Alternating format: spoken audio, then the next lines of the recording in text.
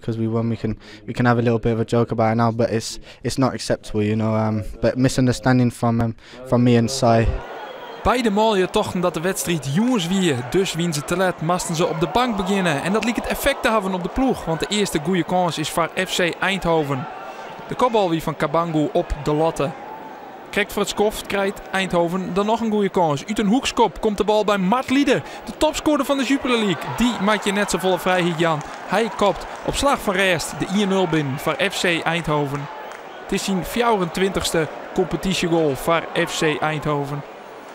Dan komen beide spelers die te laat wie Crowley en Van Wermerskerken er in het skoft in. Er moet wat gebeuren en het had effect, want Cambuur komt geweldig uit de kleikamer. Hier is het Xander Houtkoop, hij leidt de bal perfect clear van Martijn Barto, die het 2 minuten na de rest al de liekmaker maakt.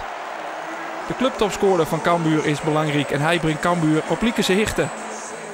De Leouters zetten dan terug, want weer een paar minuten later is het weer Houtkoop die de bal voor je houdt en weer Martijn Barto die het aanmaakt. Zaak kantelen de wedstrijd en komt Cambuur binnen 4 minuten na het skoft op Iers op een 2-1 voorsprong.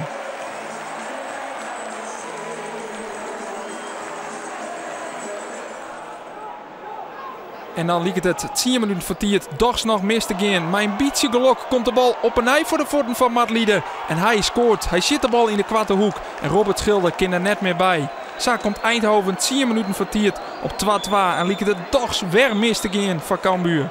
Maar de vreet al in Volendam en dus weer. Maar Cambuur krijgt nog 1 kans in die eindfase. Isaac Calon, hij wordt hier onderuit hellen terug de rechtsback van FC Eindhoven.